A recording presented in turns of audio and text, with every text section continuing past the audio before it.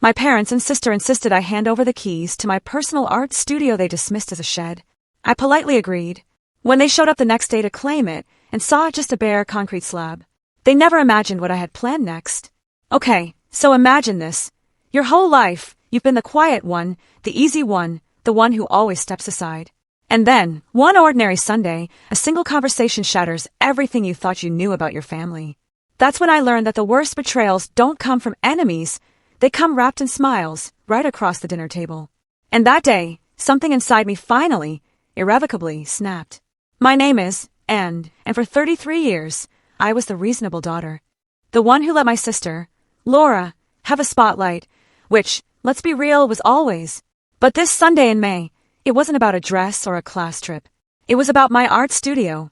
It's just a shed, really, my mother declared, slicing into her roast beef like it was a minor detail. Victor needs a proper workspace now that he's pursuing his calling as a sculptor.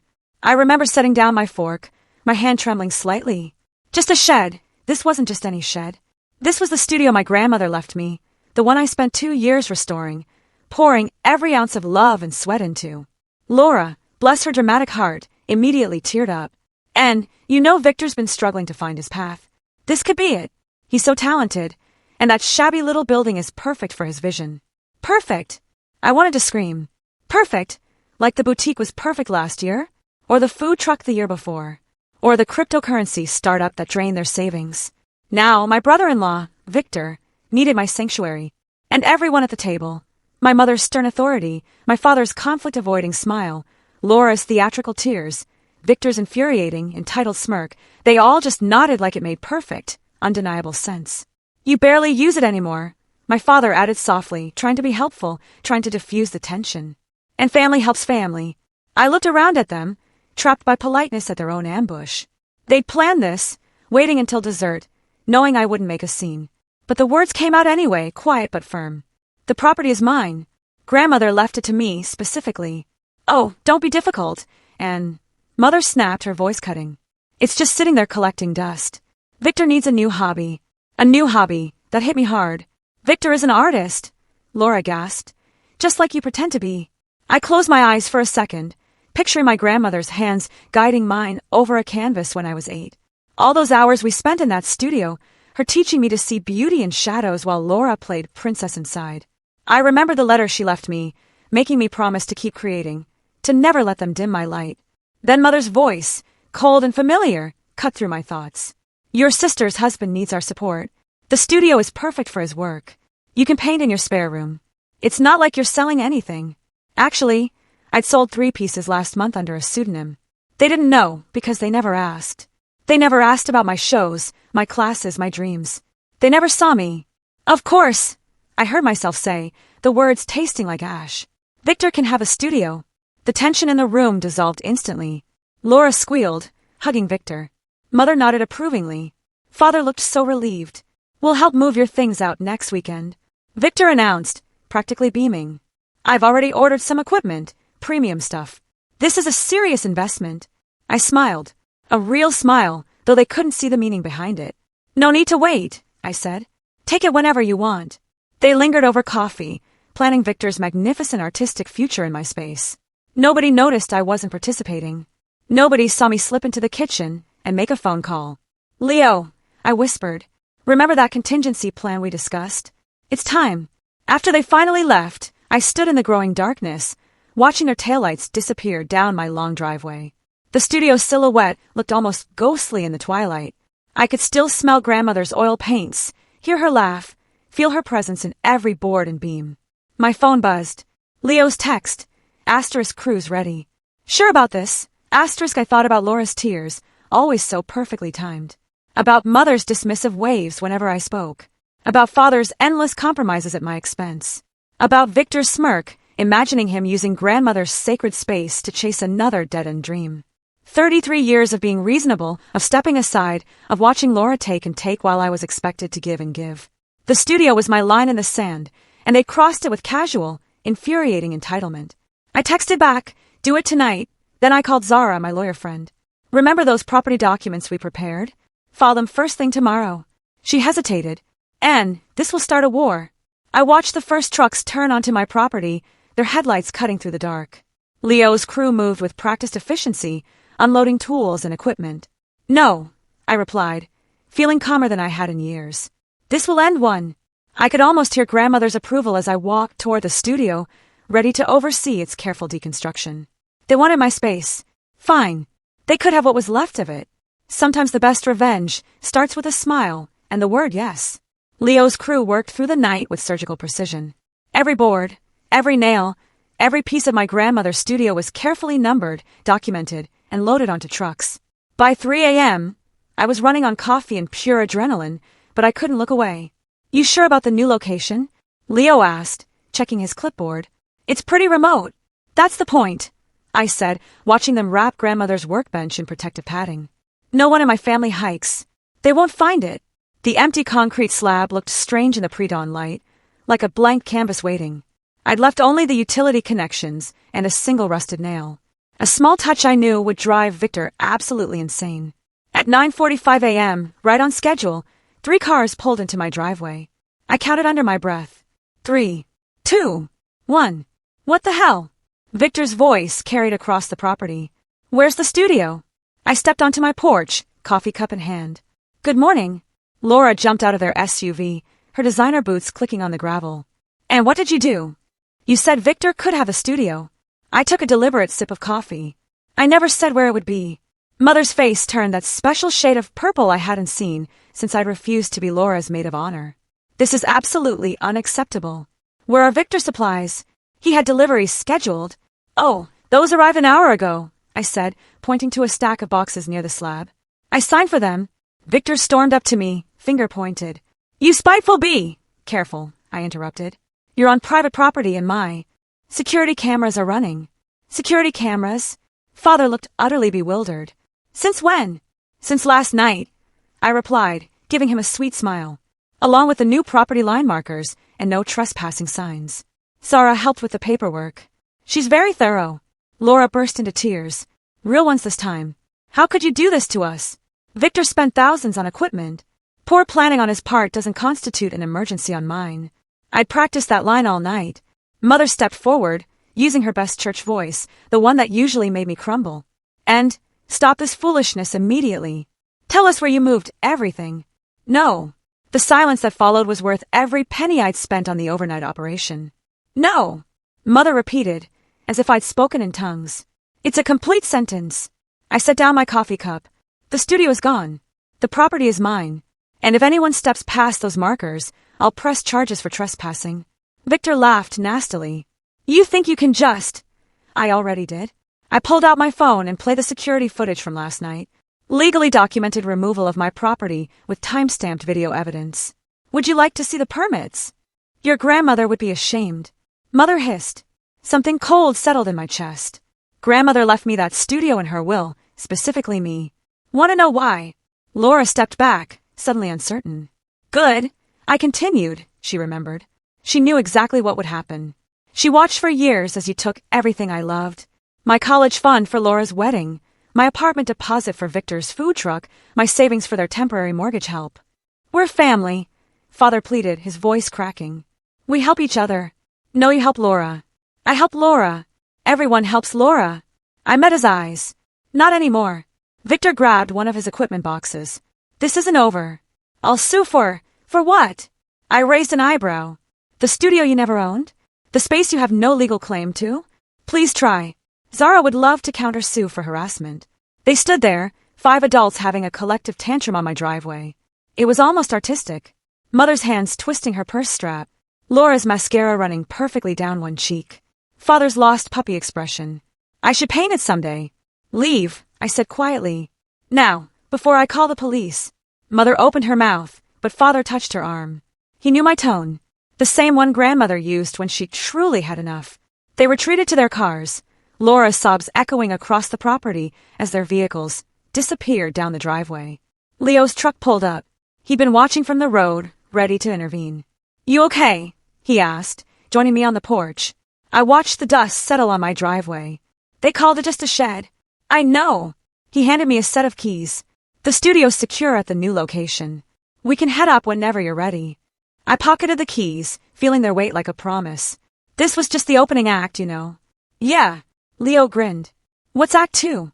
I smiled, thinking of the documents in my safe, the evidence I'd gathered, the plans laid out like brush strokes on canvas. Let's just say Victor isn't the only one with delivery scheduled. The security company finished installing the cameras and motion sensors around the empty concrete slab 3 days after the studio disappeared. I watched the technician test the system, thinking about Victor's 2 attempted break-ins over the weekend. Both times he'd left before the police arrived, but I had it all on my phone's camera. You've got quite the setup here, the technician said, adjusting a sensor. Planning for trouble? No, just documenting it. My phone buzzed. It was Zara. Zara, got a minute? You need to see these documents. 20 minutes later, I sat in her office, staring at a stack of papers that proved what I'd always suspected about Victor's past business ventures. So, the food truck wasn't just a failure, I said, reading through bank statements. It was fraud. Zara nodded. He never had the permits, used the startup money to pay off gambling debts, and that's not all. She slid another folder across her desk. Remember Sean, Victor's old partner? The one who disappeared after their tech startup crashed. I nodded, a cold dread washing over me. He didn't disappear, did he? He was threatened. Zara tapped the folder. Victor borrowed money using forged documents. When Sean discovered it, Victor threatened to implicate him in the scheme. I thought about Sean. Quiet, honest Sean, who'd attended our family dinners until suddenly he hadn't. Does he still have proof? Better, Zara smiled. He's willing to testify. My phone buzzed again. Mother had sent a group text. Asterisk family meeting tonight. Non-negotiable. And this behavior stops now. Asterisk I showed Zara the message. She snorted. Perfect timing. Want me to come? No, I said, feeling a surge of defiant energy. But have those cease and desist letters ready to send tomorrow. The family meeting was at my parents' house. Neutral territory, or so they thought. I arrived exactly on time to find them already seated in the living room like a tribunal. Anne, Mother began, her voice dripping with faux concern. This has gone far enough. Your sister is devastated. Laura sat on the couch, dabbing her eyes. Victor's reputation is ruined. His art contacts won't return his calls. Art contacts? I pulled out my phone. You mean the fake references he listed on his grant applications? Victor stood up. You don't know what you're talking about. Actually, I do. I opened my email. Sean sends his regards. The color drained from Victor's face. Laura looked confused. Who's Sean? Tell her, Victor. I pressed, my voice steady. Tell her about the startup money, the forged documents, the threats. What threats? Laura turned to her husband, her perfect facade finally cracking. Victor. I kept going, a dam finally breaking. Tell her about the food truck permits you never filed, the health code violations you covered up, the gambling debts you paid with her trust fund. Stop it, Mother shouted, springing to her feet. These are private family matters. No, I said, holding up my phone. These are legal matters, and I have proof of all of it. Father finally spoke, his voice weak. What do you want, and... Want? I laughed, a bitter, hollow sound. I wanted my studio left alone. I wanted my inheritance respected. I wanted one thing that was mine to stay mine. So, this is revenge, Laura's voice cracked. Destroying my marriage over a shed? Your marriage was destroyed by lies. I'm just turning on the lights. I stood up. Check your bank accounts, Laura. The freeze isn't from me. It's from the fraud investigation Victor's previous victims, finally reported. Victor lunged forward, but Father caught his arm. Don't, he warned. She's recording everything. Smart man, I said, walking to the door. Oh, and Victor, those art supplies you left on my property? They'll be donated to the community center tomorrow. Consider it restitution for all the supplies you stole from Sean's studio. You can't, he started. I can. I did. And tomorrow, Zara's sending cease and desist letters to everyone involved. Try to enter my property again and you'll be arrested. Mother's voice turned sickly sweet, a last-ditch effort. Darling, we can discuss this reasonably. No, we can't, I said, opening the door. You taught me that on Sunday. As I walked to my car, my phone buzzed. A text from Sean. Asterisk got your message. Ready to talk whenever you are. Asterisk I smiled, thinking of the evidence he had, the story he could tell. Victor's house of cards was about to collapse, and Laura would finally see who she'd married. Another text came through, this time from Father. Can we talk privately, just us? I stared at the message for a long moment. Part of me wanted to ignore it, to keep the walls up, but another part remembered the father who taught me to ride a bike, who'd hung my first painting on his office wall. Tomorrow, I texted back. Alone, let him try to explain. Let him see what his passive acceptance of Laura's entitlement had created. Let him understand that sometimes, the quiet daughter isn't quiet anymore. Because this wasn't about a studio anymore. This was about 33 years of being pushed aside, of watching bad behavior rewarded, of swallowing my truth to keep their peace. And I was just getting started. The gallery opening was Zara's idea. You've been painting your family's truth for years, she said. Time to let others see it. I rented a small gallery downtown, sent invitations to everyone in my parents' social circle, and waited. The paintings I chose were the ones I'd never shown anyone, raw, symbolic pieces that told stories my family preferred to keep hidden. On opening night, I stood in the center of the gallery, watching faces I'd known since childhood as they realized what they were seeing. Mrs. Peterson, my mother's bridge partner, stared at Sunday Best, a painting of a woman with a porcelain smile and clawed hands counting money in a church pew. Is that? She whispered to her husband. The centerpiece is called Sister's Keeper, I said, approaching them. Notice the burning cradle in the background. The painting showed Laura standing over flames, her face serene as she counted dollar bills. Behind her, smoke rose from a baby's cradle, a reference to the accident with my childhood art supplies that Laura had blamed on me. These are unusual, Mrs. Peterson managed. They're true, I replied. Every single one. The crowd grew larger. I timed the opening to coincide with the monthly art walk, ensuring maximum exposure. People clustered around, Father's shadow, murmuring about the man made of tissue paper, bent by invisible winds. Anne, Mother's voice cut through the gallery like a knife. What have you done? She stood in the doorway, Father behind her, both dressed for their usual Thursday dinner at the country club. Someone must have called them. Welcome to my show, I said, a cool smile on my face. Would you like a tour? Mother's eyes darted around the room, recognizing faces from church, from her charity committees, from the country club board. Take these down now. They're for sale, actually. I gestured to the red dots already marking several pieces. People seemed quite interested in family dynamics. Father walked slowly to the inheritance, a triptych showing hands passing gifts over a crying child's head. His face went pale. You can't do this, Mother hissed. This is private family business. No, this is art. I handed her a price list. And it's selling quite well. A small crowd had gathered around Laura's crown, a piece showing my sister as a paper doll wearing a crown of thorns and dollar signs. Someone gasped as they recognized her. That's the minister's favorite family, I heard someone whisper. The perfect daughters. Mother grabbed my arm. You're destroying everything we built. You mean the image you built? I pulled free. The careful fiction of a perfect family? Please, Father's voice cracked. Oh, you'll love the back room, I said. It's called the Enabler Collection. Before they could respond, my phone buzzed. A text from Laura, asterisk taking Victor to rehab. Don't tell Mom, asterisk I smiled, showing Mother my phone. Looks like I'm not the only one exposing truths tonight. She read the message, her face crumpling. Behind her, Mrs. Peterson was already on her phone, no doubt spreading the news through her extensive social network. You've ruined us, Mother whispered. No. I pointed to family portraits, a series showing masks cracking to reveal real faces beneath. You did that yourselves. I'm just the historian. Father touched Mother's shoulder. Angela, let's go. This isn't over, she said, but her voice shook. Actually, it is. I handed her a gallery catalog. Page 12 shows my next exhibition. It's called Grandmother's Will. All about the real reason she left everything to me. They left quickly, Mother's heels clicking on the hardwood floor. Through the gallery windows, I watched them argue in their car before driving away. Zara appeared at my elbow. You okay? Better than okay. I watched as another red doe went up beside Sister's Keeper. The truth looks good on canvas. My phone buzzed again. An email notification. My online gallery under my pseudonym had just sold 3 pieces to a major collector.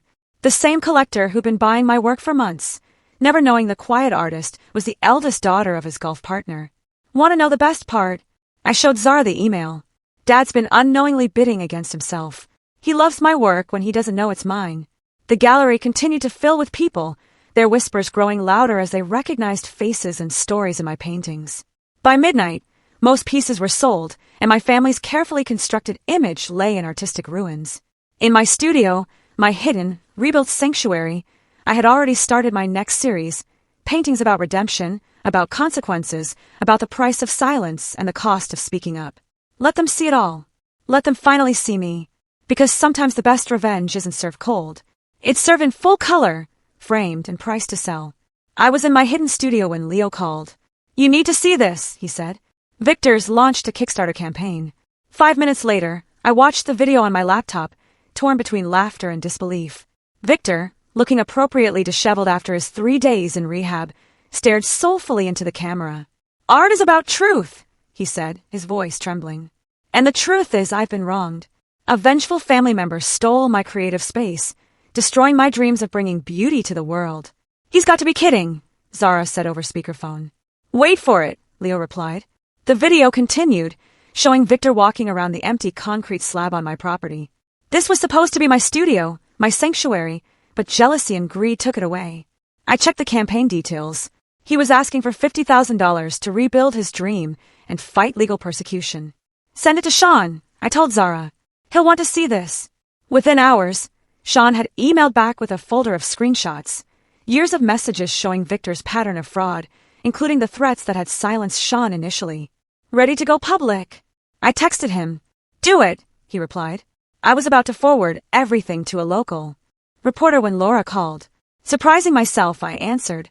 "He's gone," she said, her voice raw. "Left rehab this morning, emptied our accounts. All of them. Everything except," she took a shaky breath, "except what he couldn't access. The trust fund. Daddy froze it last week." I sat down, processing this. "When did Dad freeze the accounts?" "After your gallery opening," she said. He said he needed to protect me from myself." She laughed bitterly. "Turns out he needed to protect me from Victor." My phone buzzed. Another call coming in. "Hold on," I told Laura. It was Sean. "Victor just tried to use my old business credentials to apply for a loan," he said without preamble. "I've got it all documented." I switched back to Laura. "Where are you?" "Home. I mean at Mom and Dad's." I can't stay in our house alone." "Stay there." I grabbed my keys. "I'm coming over." Mother opened the door when I arrived, her face tight. "Here to gloat." "Here to help," I corrected, walking past her. Laura sat in the kitchen, surrounded by papers, bank statements, credit card bills, loan documents.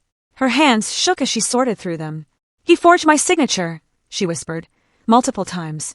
"The food truck, the tech startup, even." She held up a document.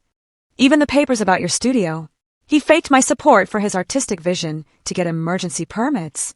"Laura," I said quietly, "we need to call the police." "Already did," Father said from the doorway. "They're looking for him." Mother made a distressed sound. "This is private family." "No," Laura interrupted, her voice gaining a surprising strength. "No more private family business. No more covering up. Look what that got me." I sat beside my sister, seeing her clearly for the first time in years. The perfect daughter, the golden child, reduced to sorting through evidence of her husband's crimes. "His Kickstarter campaign," I said gently. "We need to report it." Laura nodded. "Do it. Do whatever you need to do." Mother started to protest, but Father touched her shoulder. "Angela, enough. Let the girls handle this." My phone buzzed again. A news alert. Victor's campaign had been suspended for fraud investigation. The comment section was filling with people sharing stories of his past scams. "It's going viral," I told Laura. She closed her eyes. "Good." "Laura," Mother pleaded, "think about the family name." "The family name?" Laura stood up, scattering papers. "The family name is why I stayed quiet when I first suspected.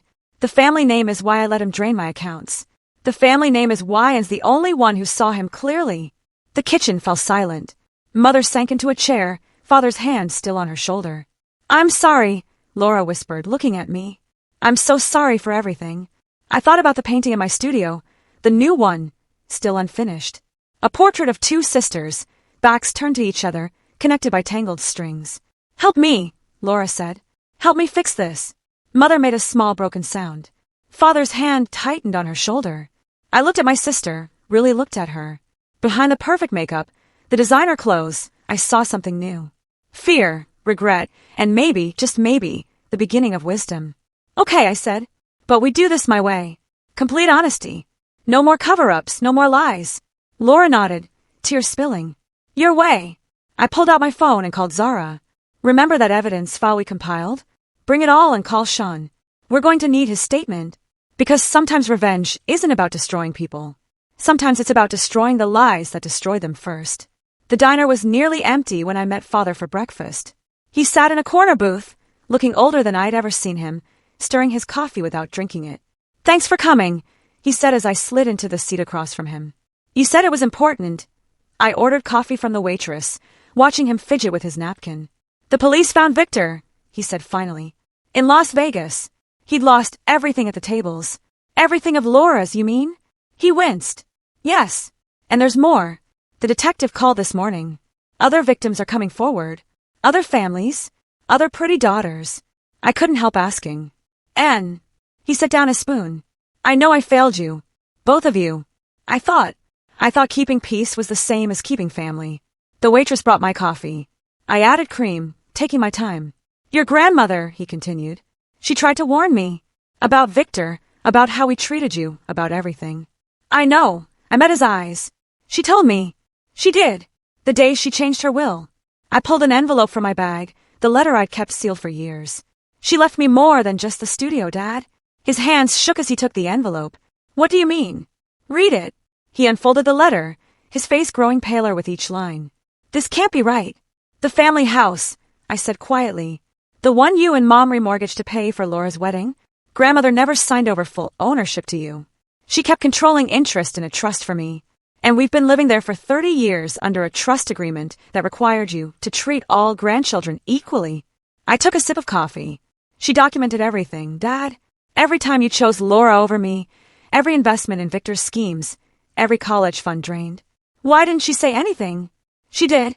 You didn't listen." I pulled out another document. "This is the trust violation notice. One signature, and the house reverts to me." He stared at the paper, then at me. "You wouldn't. Like you wouldn't let Victor take my studio." The silence stretched between us, filled with 33 years of choices. "What do you want?" he asked finally. "What I've always wanted, Dad. For someone in this family to choose me first. Just once." He reached across the table, but I pulled back. "Don't," I said. "Don't try to fix this with a hug or a promise. This isn't about feelings anymore. It's about consequences. We can work something out," he pleaded. "For Laura's sake." I stood up so quickly my coffee spilled. "For Laura's sake? Even now. Even after everything. She's lost everything because you and Mom never let her face consequences." My voice carried across the diner. "Because you taught her that she could take whatever she wanted. Because you made me her safety net for so long that she forgot how to stand on her own." "Please," he whispered. "The house. Your mother would never recover. Like I never recovered from watching you bankrupt my future for Laura's dreams." I placed a business card on the table. "That's Zara's number. She'll handle the trust execution. And you have a choice, Dad. For the first time, you have to actually choose. Either sign the house over to me voluntarily, or I'll execute the trust violation clause and take it legally." He picked up the card with trembling fingers. "And then what?" "Then maybe you'll understand what it feels like to lose your sanctuary."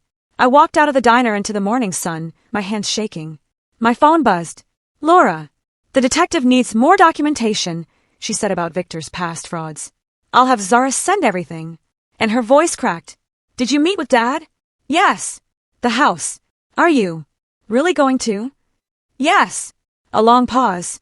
"Good." I stopped walking. "What?" "They need to understand," Laura said quietly. "What it feels like. What they did to you. What they let happen to both of us." I leaned against my car, suddenly exhausted. "When did you get so insightful?" "When I lost everything except my big sister." She paused. The sister I never deserved. Through the diner window, I could see Father still sitting in the booth, staring at Zara's card like it held the secrets of the universe. "We can't go back," I told Laura. "I know," she replied, "but maybe we can go forward differently." I thought about the unfinished painting in my studio, the tangled strings between the sisters starting to unknot. "Maybe," I said. "But first, there are consequences." "I know," Laura whispered. "I finally know." The call from Child Protective Services came on a Tuesday. I was in my rebuilt studio, working on a new series, when the investigator introduced herself. "We received an anonymous report," she said, "concerning your sister Laura's home situation." My brush froze mid-stroke. "I didn't file any report." "No," the investigator agreed. "According to our records, the complaint came from your mother." I set down my palette. "My mother reported Laura, citing financial instability, unsafe living conditions." She paused, "and concerns about Laura's emotional state affecting her ability to parent." The irony was almost artistic.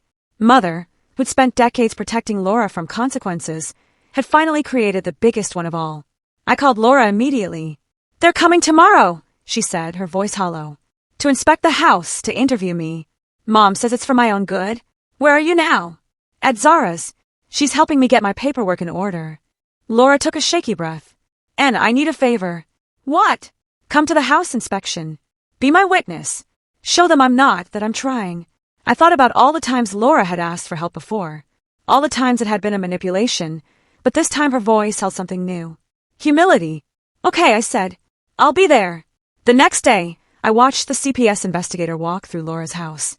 It was clean, organized, clearly prepared for inspection. Laura followed behind, answering questions with a calm I'd never seen in her before. "Your financial situation?" the investigator asked. "I've frozen all joint accounts," Laura replied. "Filed for divorce, started counseling, and..." She glanced at me. "My sister's helping me find work at the Community Arts Center." This was news to me, but I nodded when the investigator looked my way. "And your mother's concerns about your emotional stability?" Laura straightened her shoulders. "I'm in therapy twice a week, dealing with years of enabling behavior and codependency, learning to stand on my own." The investigator made notes, then turned to me. "And you're supporting this transition?" "Yes," I said. "For the first time, my sister's facing reality, and she's stronger than anyone gave her credit for." After the investigator left, Laura collapsed onto her couch. "Mom really did it. She really reported me. To control you," I said. "To force you back home." "I know." Laura stared at her hands. "That's why I'm not fighting the house transfer. You should have it. All of it." My phone buzzed. A text from Leo. "Your mother's causing a scene at the gallery." Speaking of control, I showed Laura the message. "Wanna watch Mom's last stand?" We arrived at the gallery to find Mother in full meltdown, screaming at my latest exhibition. The centerpiece was a large canvas titled Mother's Love, showing a woman building a cage out of gold bars. "You ungrateful, spiteful child," she yelled when she saw me. "First the house, now this." "The house was Grandmother's decision," I said calmly. "The art is mine, Mom." Laura stepped forward. "Stop." Mother spun toward her. "You. How dare you side with her after everything we've done?" "That's exactly why," Laura interrupted. "Everything you've done, everything you let happen, everything you made and suffer through. I protected you." "No." Laura's voice was firm. "You crippled me, and you used to do it." The gallery had gone silent, visitors pretending not to watch the drama unfolding. Mother looked around, suddenly aware of her audience. "This is private." "Nothing's private anymore," I said. Grandmother knew that would be the only way to break this cycle. Public consequences for private crimes. "Your father will hear about this." "Dad signed the house transfer this morning," Laura said quietly. "It's done, Mom. We're done." Mother's face crumpled. For a moment, I saw past the rage to something smaller, something frightened. A woman watching her carefully constructed world collapse. "Where am I supposed to go?" she whispered. "That's not our problem anymore," I replied. "For once, Mother, you'll have to solve your own crisis." She left without another word, her heels clicking on the gallery floor like a countdown. Laura watched her go, then turned to me. "The community center," she said. "Did you mean it about helping me find work?" I looked at my sister, really looked at her.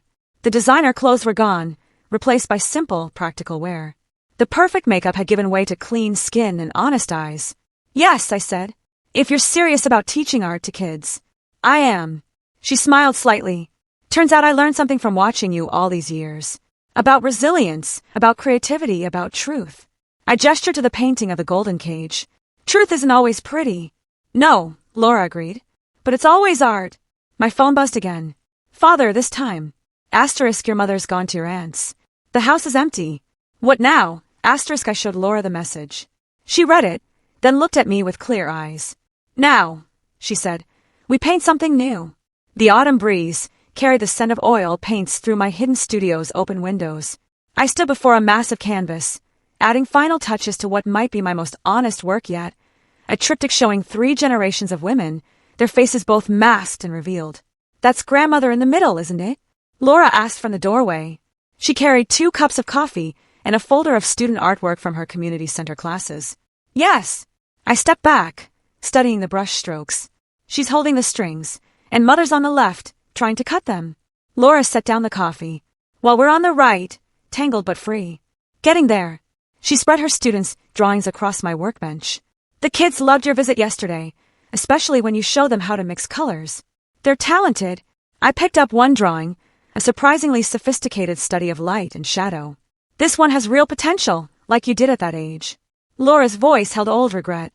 Before I ruined your supplies. We're not doing that anymore, I reminded her. Forward. Remember. My phone buzzed. A text from Father. Asterisk drove by the old house today. Ugh. New color suits it.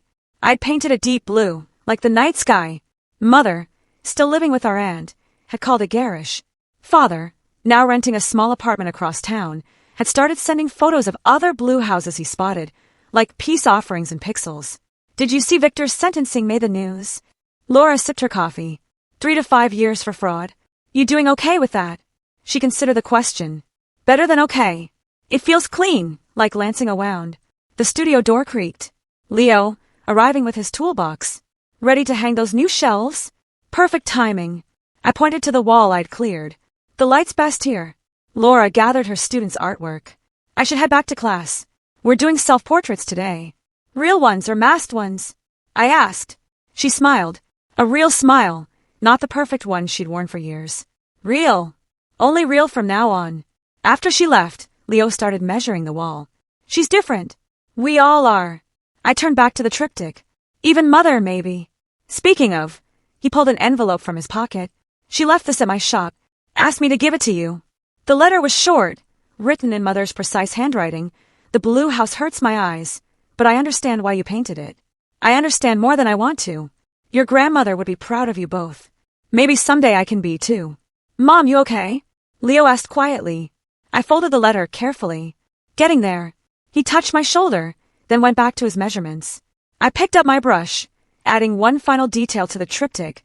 A small blue house in the background, its door standing open. Sarah called while Leo worked. The trust paperwork is complete. The house is officially yours, free and clear. And the studio's location is still secret, though Laura's the only one still looking. Let her look, I said. She'll find it when she's ready.